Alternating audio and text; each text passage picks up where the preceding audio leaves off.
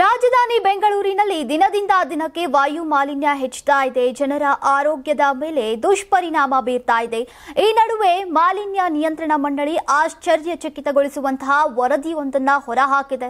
ಇದರಲ್ಲಿ ವಾಹನ ಧೂಳು, ರಸ್ತೆ ಗುಂಡಿಗಳು ಹಾಗೂ ಲೇಔಟ್ಗಳ ನಿರ್ಮಾಣ ಸೇರಿದಂತೆ ಅನೇಕ ಅಂಶಗಳು ಮಾಲಿನ್ಯಕ್ಕೆ ಕಾರಣ ಅಂತ ತಿಳಿಸಿದೆ.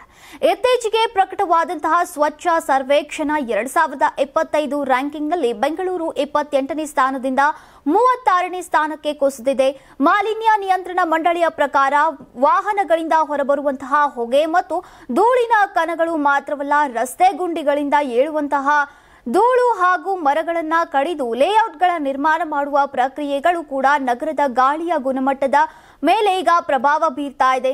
ಇನ್ನು ಗುಂಡಿಗಳಿಂದ ವಾಹನ ಚಾಲನೆ ವೇಳೆ ಧೂಳಿನ ಕಣಗಳು ಗಾಳಿಗೆ ಸೇರಿ ನಗರದ ವಾತಾವರಣವನ್ನ ಇನ್ನಷ್ಟು ಕಲುಷಿತಗೊಳಿಸ್ತಾ ಇದೆ.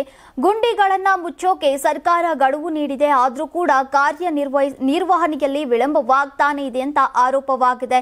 ಇನ್ನು ಹದಗೆಟ್ಟ ವಾಯು ಮಾಲಿನ್ಯದಿಂದ ಬೆಂಗಳೂರು ನಿವಾಸಿಗಳ ಜೀವಿತಾವಧಿಯು ಸರಾಸರಿ 2 ವರ್ಷದವರೆಗೆ ಕಡಿಮೆಯಾಗಿರುವ ಶಾಕಿಂಗ್ ಮಾಹಿತಿ ಕೂಡ ಹೊರಬಿದ್ದಿದೆ.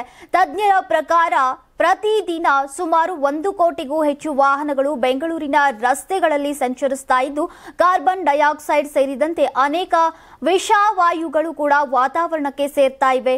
ಇನ್ನು ದೀಪಾವಳಿ ಹತ್ತಿರವಾಗ್ತಾ ಇದೆ. ಈ ಹಿನ್ನೆಲೆಯಲ್ಲಿ ಪಟಾಕಿ ಸಿಡಿತದಿಂದ ವಾಯು ಮಾಲಿನ್ಯ ಮತ್ತಷ್ಟು ತೀವ್ರಗೊಳ್ಳುವ ಸಾಧ್ಯತೆ ಇದೆ. ಹೀಗಾಗಿ ಮಾಲಿನ್ಯ ನಿಯಂತ್ರಣ ಮಂಡಳಿಗೆ ಆತಂಕ ತಂದಿದೆ. ಪರಿಸರ ತಜ್ಞರು ಮತ್ತು ಸಾಮಾಜಿಕ ಕಾರ್ಯಕರ್ತರು ಮಾಲಿನ್ಯ ನಿಯಂತ್ರಣಕ್ಕಾಗಿ ತ್ವರಿತ ಕ್ರಮ ಕೈಗೊಳ್ಳುವಂತೆ ಸರ್ಕಾರವನ್ನ ಒತ್ತಾಯಿಸಿದ್ದಾರೆ.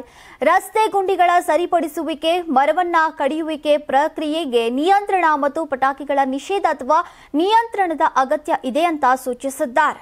ದೇಹದಲ್ಲಿ ಬ್ಯಾಡ್ ಕೊಲೆಸ್ಟ್ರಾಲ್ ಜಾಸ್ತಿ ಆದಾಗ ಹಾರ್ಟ್ ಅಟ್ಯಾಕ್ ಆಗೋ ಚಾನ್ಸಸ್ ಜಾಸ್ತಿ. ಇತ್ತೀಚೆಗಂತೂ ಸಿಕ್ಕಾಪಟ್ಟೆ ನ್ಯೂಸ್ನ ಕೇಳ್ತಾನೆ ಇದ್ದೀವಿ.